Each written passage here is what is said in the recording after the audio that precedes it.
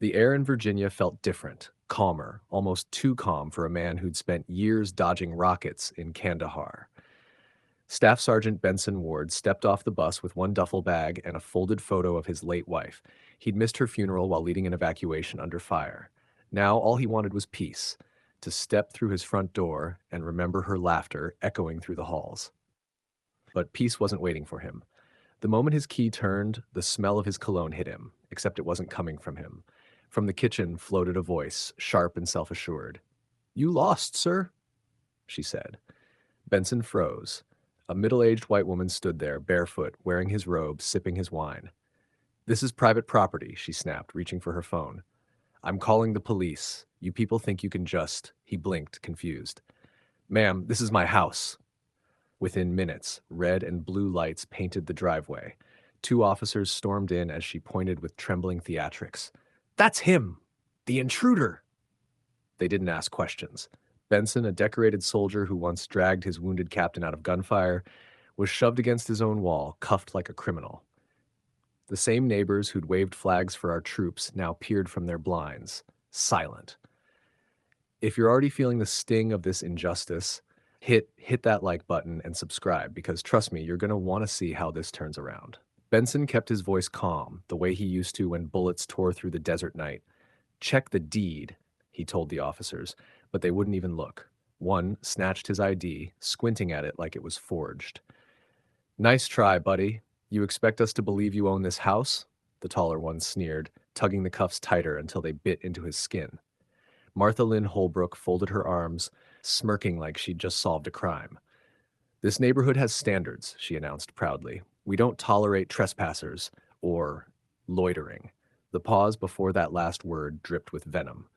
Benson's jaw tightened, but he said nothing. Silence had kept him alive overseas. Maybe it would save him here too. As the squad car pulled away, he caught a glimpse of his reflection in the glass. Uniform crisp, medals gleaming, but his eyes heavy with disbelief. He'd faced ambushes, but nothing like the humiliation of being called a thief in his own home.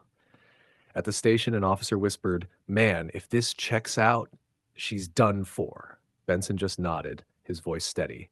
"It will." Because what they didn't know was that before returning, he'd gotten alerts from his home cameras, weeks of footage showing Martha throwing garden parties, sleeping in his bed, and listing his property for sale. And he'd saved it all. If you're still with Benson right now, drop A in the comments and subscribe. This comeback's just getting started. Back in his motel room, Benson sat on the edge of a creaky bed, laptop open, watching the same footage that had haunted him overseas. There she was, Martha Lynn Holbrook, in his kitchen, swirling his wine like she'd earned it, laughing with her friends about how easy it is when they're deployed. Each clip burned hotter than the last. He'd seen cruelty before. But this was theater. She'd even swapped his family photos for her own, pretending the house was hers when inspectors came by. Benson sent everything to his lawyer, then and copied a file to his old military buddy, now a journalist with a massive following. "Upload it if anything happens to me," he said. "She's been playing queen. Let's show her what checkmate looks like." The next morning, as Martha strutted around the neighborhood barking orders about lawn height and trash bins, her phone buzzed nonstop. Her friends' faces turned pale. Her own voice echoed from every screen. Her racist remarks, her fake sale listings, her bragging about getting rid of that soldier's junk. Within hours, the story broke nationally. HOA president caught living in deployed veteran's home. Reporters swarmed her driveway. Cameras flashed as she screamed, "He set me up." Benson watched from a distance, quiet, controlled, a smirk tugging at the corner of his mouth. If you're loving this unraveling karma, make sure to like, comment, and subscribe. The sweetest part of justice hasn't even hit yet. By the time the courtroom filled, the world already knew Martha Lynn Holbrook's name, and not for her garden club trophies. She sat trembling at the defendant's table, pearls tight around her neck, eyes darting toward Benson like he'd somehow caused the chaos she'd built brick by brick. The prosecutor read out the charges: trespassing, property fraud, defamation, and racial harassment. When the recordings played, her voice mocking Benson's service, calling him just another uniform who doesn't belong here, even the judge winced. Benson didn't say a word. He just watched her squirm, calm as a man who'd seen real battlefields. When the verdict hit, it was poetic.